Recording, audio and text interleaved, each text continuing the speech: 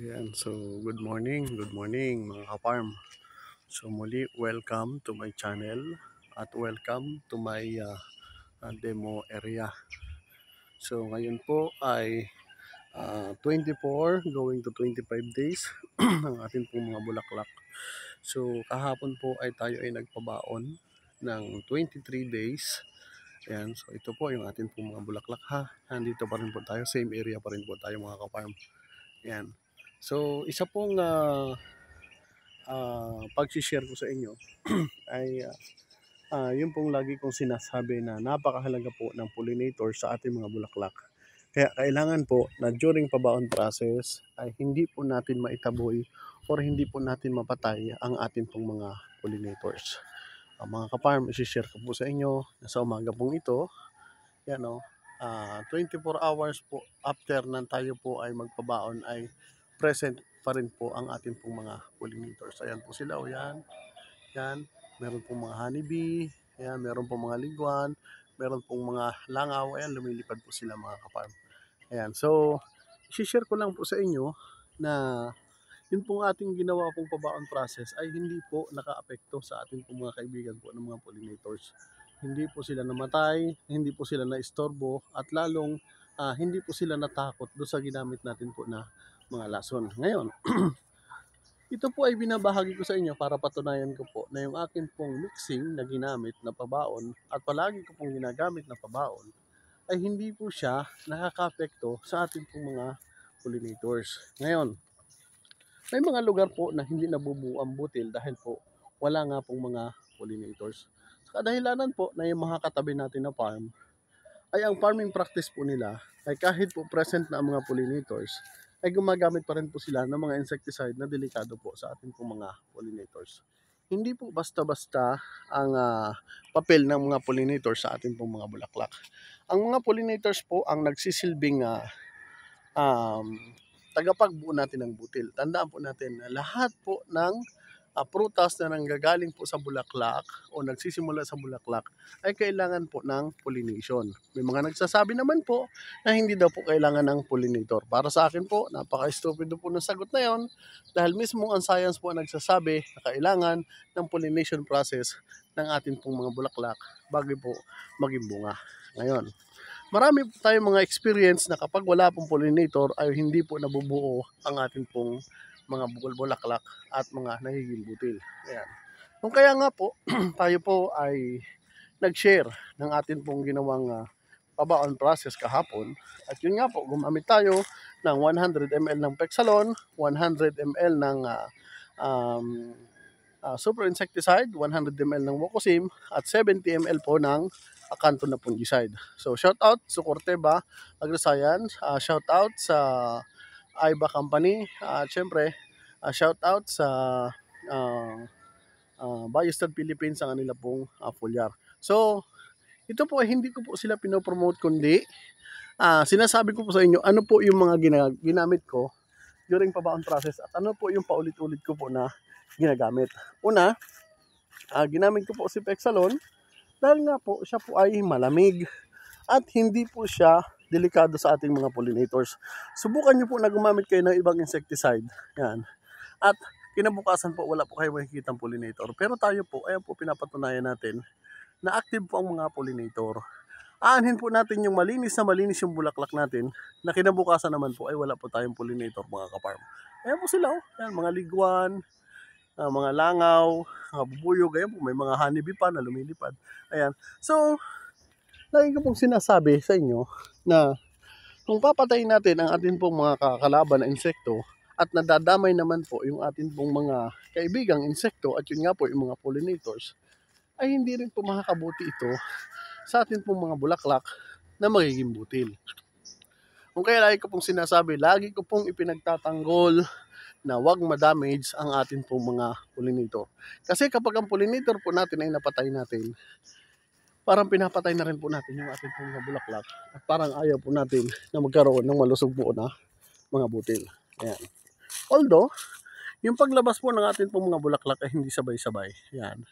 Naunawaan po natin yan. Kasi nga po, nandahil po sa climate change at syempre, nandahil na rin po sa pabago-bagong panahon at yung maturity po ng mga dahon.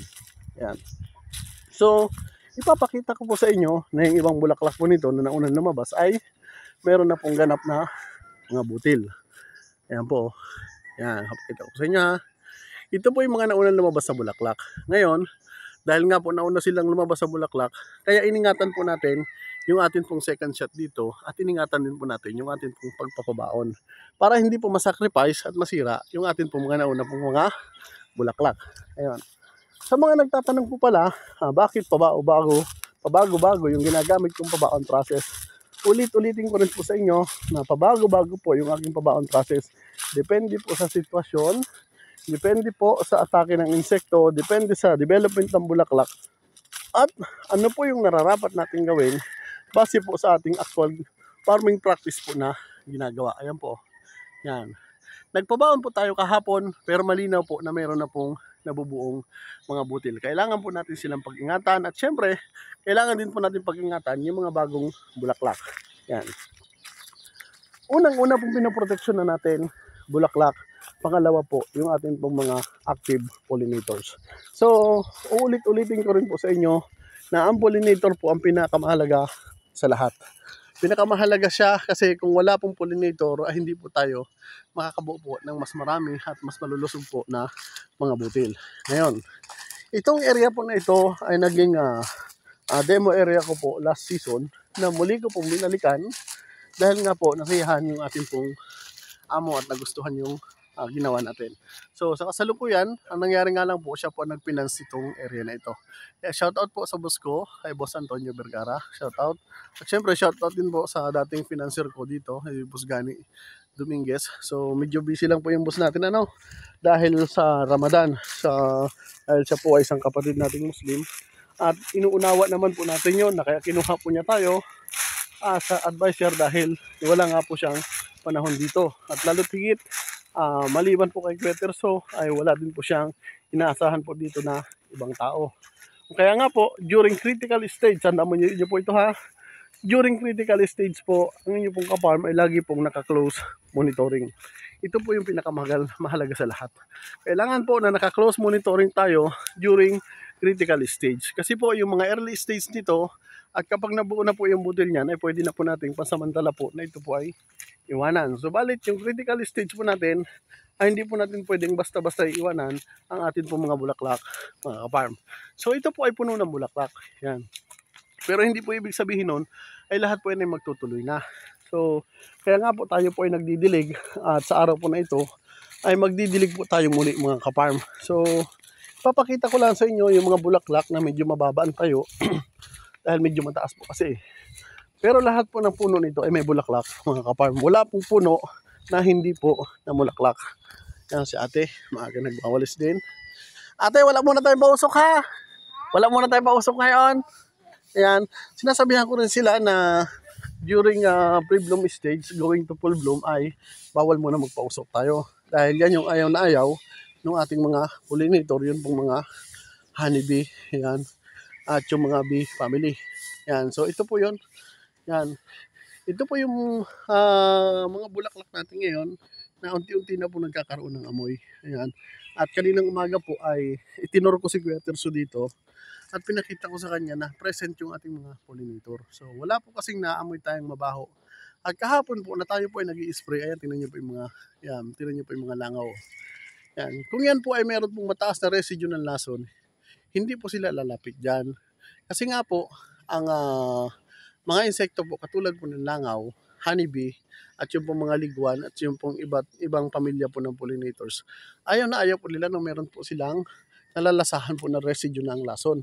Kaya hindi po tayo gumagamit ng may mataas na anti-chewing effect sa ating pong pagpapabaon. Ulitin ko po ha, hindi po ako gumagamit na mayroong mataas na anti-chewing effect sa panahon po ng aking pong pagpapabaon. Ang ginagamit ko po sa pabaon process ko po ay hindi po mabaho na lason pero meron pong systemic action. So bagamat may systemic action, ang Pexalon po ay ginawa at nakadesign na hindi po makakapinsala sa atin pong mga pollinator. At nakadesign din po siya para hindi mag-cause ng phytotoxicity at pinag-aralan ng mabuti para po maging malamig po ang pagtama sa atin pong mga bulaklak. So, kapag ginamit po natin ang Pexalon, huwag po natin siyang hihingan ng agarang pagkamatay ng mga insekto. Dahil bumibilang po ito ng minuto bago po maramdaman ng insekto kasi nga po siya ay meron pong systemic action.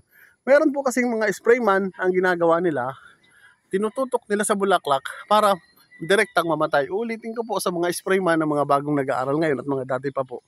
Kapag ang insecticide po ay systemic, hindi po ibig sabihin na kapag tinamaan po natin ang ating mga kalabang insekto ay mamamatay na kaagad siya. Ito po ay bumibilang ng ilang minuto o sandali bago sila mamatay.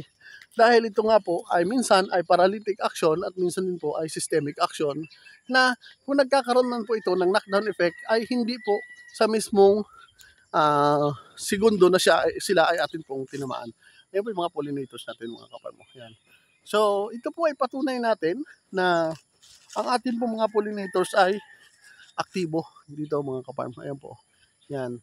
So mabango na po yung ating bulaklak at yan, naglilipad-lipad po yung mga pollinators natin. Yan, against the light po kasi dito eh. Yan.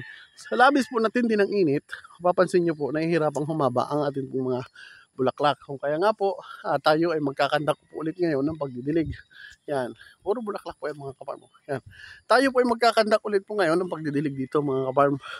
So, bilang pagbabahagi ko po sa inyo, tulad nga po ng lagi ko pong sinasabi, yung inyo pong kahilingan ay akin pong ibinabahagi sa inyo palagi dahil ito po ang alam ko po na magiging sagot natin para po sa mas magiging maayos natin pong pagmamangga. Marami pong magtatanong na naman, ka-farm, anong ginamit mong lason? Ulitin ko po, ang sagot po ay nasa akin pong YouTube channel. Naka-live mixing po tayo kahapon.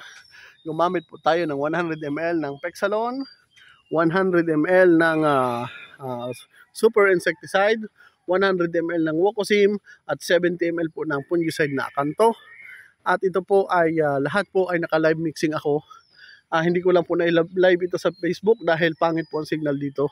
Hindi po naman nagtutuloy-tuloy mga ka-farm. So muli, mula po dito sa aking demo area, welcome po ang lahat ng uri ng chemical company. At ito po ay napaka-open-minded po ng boss natin dito na lahat po na makakatulong sa ating mga manggero ay suportado po niya ang ating pong advokasya na makatulong at makapagbahagi sa ating pong manggerong Pilipino. Shout out po kay Boss Antonio Vergara. Nandito po ako ngayon para sa close monitoring ng ating area. So far so good, maganda pa bulaklak natin. At bibilang po tayo dito ng mga 5 to 7 days, malalaman na po natin ang magiging outcome. At hopefully po, pagkalooban tayo ng Panginoon at ito po ay atin pong dinadasal. Kasama po ng ating pagsisikap na mapaganda ang ating produksyon, lagi po nating hinihiling sa Panginoon Diyos na tayo po ay gabayan at nabigyan po ng magandang ani mga ka-farm. Muli, God bless po sa ating lahat. Happy farming! I love you all.